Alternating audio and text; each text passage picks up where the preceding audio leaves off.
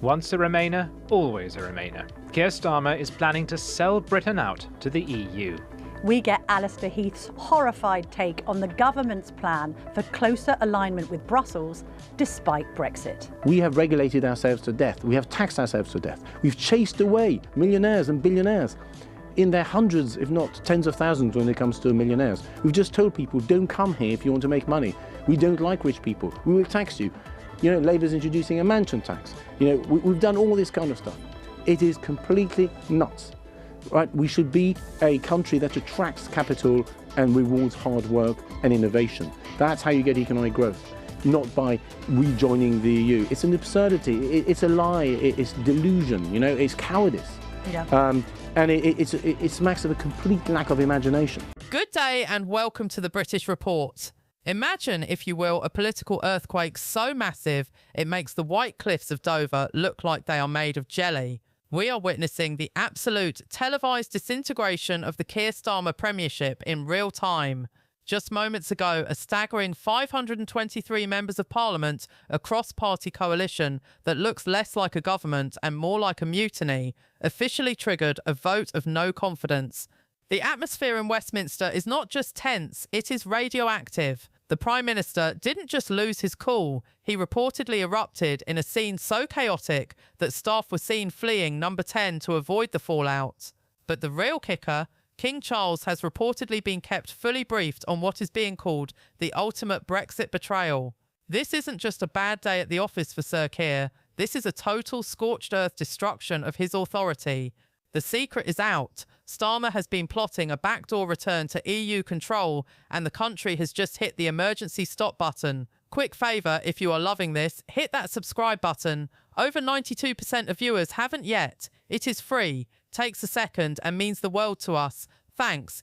If you did, now back to the show. It all started with a leak that hit the wires like a physical blow. The EU reset bill. It sounds clinical, doesn't it? Almost like a software update for your computer.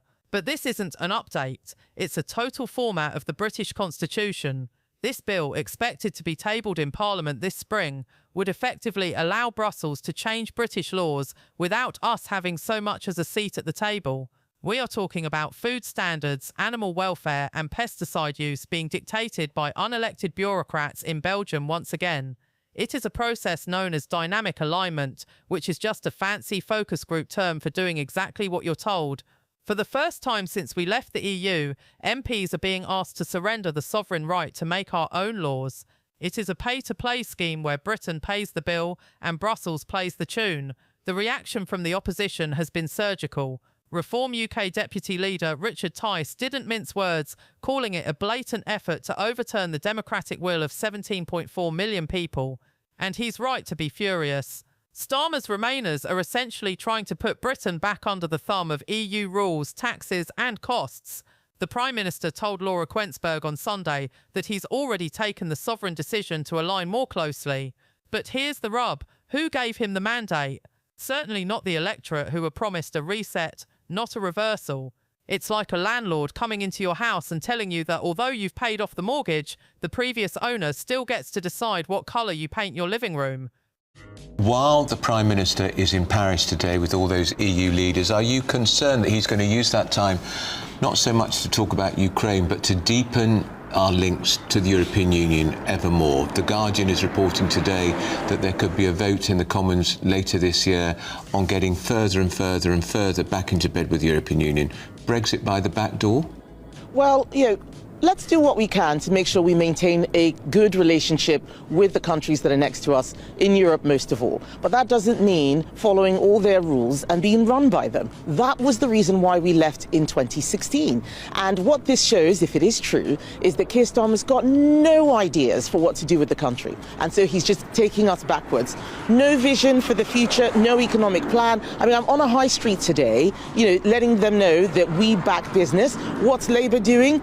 increasing business rates. They wouldn't even let the Labour MPs turn up in the pubs. He's got no economic plan, he's got no defence plan, got no foreign policy plan. That's what worries me. And what he's discussing with about in terms of going back into the EU is the least of our problems if he continues to damage our economy. And let's talk about the price tag, because in the middle of a cost of living crisis, Starmer seems to have found a magic money tree specifically for Brussels. Britain has already committed to paying $570 million just to rejoin the Erasmus student exchange programme. That is double what Boris Johnson rejected as too expensive just a few years ago. And get this, the EU has already signalled that the 30% discount we are currently getting won't last. Soon, that bill could hit £810 million a year. We are paying hundreds of millions for a scheme that will allow students from Turkey, Egypt and Morocco to head to the UK, while our own taxpayers foot the bill for a net cost that previously sat at over £200 million annually. It's Erasmus Plus for them and Erasmus Minus for your bank account.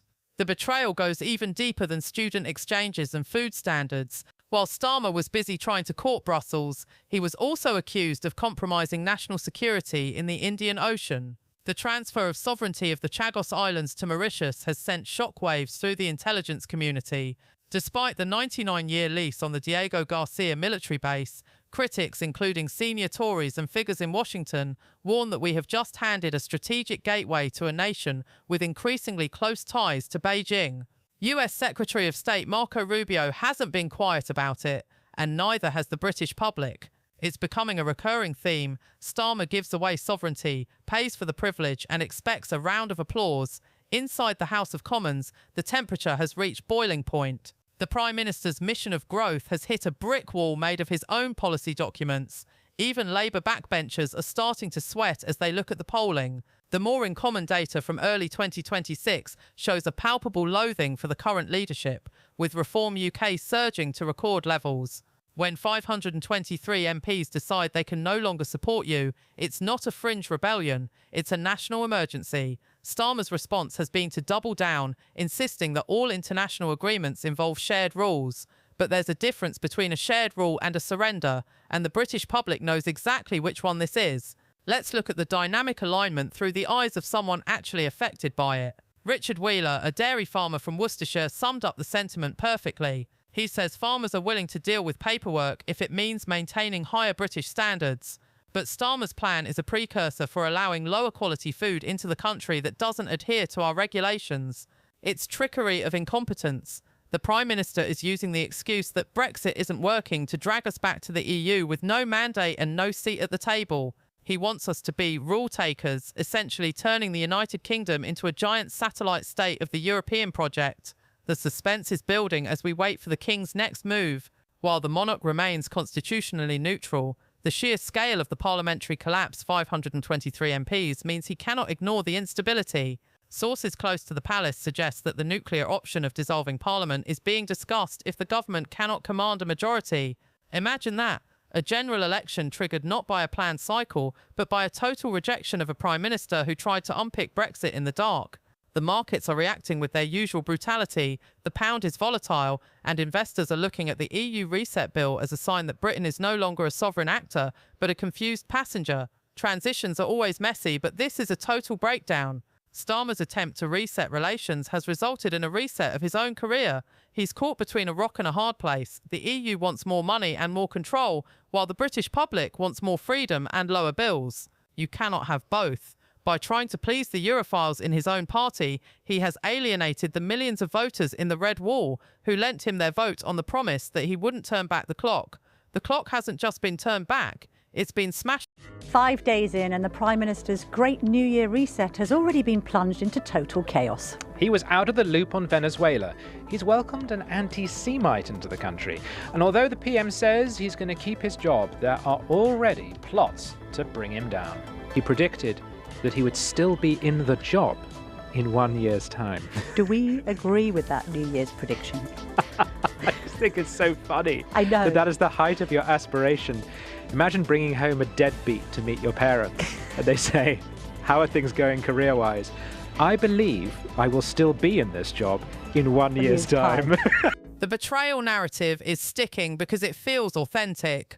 When you see £570 million going to a student scheme while local councils are being forced to hike taxes to avoid bankruptcy, the math doesn't add up for the average person. When you see ministers arguing that jurisdiction doesn't matter while they hand over the keys to our food safety to Brussels, the common sense doesn't add up either. Starmer is treating politics like a courtroom where he can win on a technicality, but the British people are acting as the jury and the verdict is coming in fast. As we look toward the vote, the energy in Westminster is electric. Will Starmer survive the night? Even if he does, the damage to his authority is permanent. He will be a lame duck Prime Minister, presiding over a party that is terrified of the next election and a country that feels misled. The EU reset was supposed to be his big win. Instead, it looks like his final mistake. The rise of Reform UK, the anger in the farming communities, and the 523 MPs who have had enough all point to a single conclusion. The Starmer experiment is failing, and the fallout is going to be spectacular. The Prime Minister's sovereign decision to get closer to the EU is being met with a sovereign rejection from the people he is supposed to represent. This isn't just a political spat, it's a battle for the soul of the country's future. Are we a nation that makes its own laws, or are we a region that takes orders from abroad? Starmer has made his choice, and now the MPs have made theirs. The next 24 hours will decide whether the special relationship with our own democracy still exists, or if we are headed back to the ballot box for a reckoning that has been years in the making. The tragedy of the Starmer premiership is that it promised change, but delivered a reversion. Every time he speaks about the national interest, he seems to mean the interests of everyone except the British taxpayer. Whether it's paying for Erasmus, giving away the Chagos Islands, or surrendering food standards, the trend is clear. Britain is being sold off piece by piece to appease international institutions. But the British people are not a commodity to be traded, and the 523 MPs have finally realised that their own seats are on the line if they continue to let this betrayal go unchecked. So, as the bells ring out for the division in the Commons, the question isn't just about Starmer's future, it's about ours. Will we allow the EU reset to turn into a Brexit reversal, or will we demand a leader who actually believes in the independence of the United Kingdom? The eyes of the world are on London, and for once it's not for a royal wedding or a celebration, it's for the fall of a government that thought it could outsmart the electorate. The eruption from number 10 was just the beginning. The real explosion is happening at the ballot box. Thanks for watching the British Report.